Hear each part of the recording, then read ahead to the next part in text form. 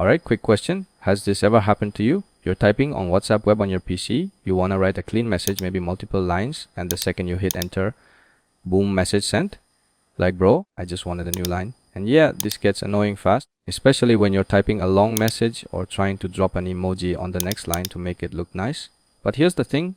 So don't hit enter, just hold shift and press enter. That's literally it. Now it goes to the next line without sending the message. You can keep typing, add emojis, format your message properly, no accidental sends.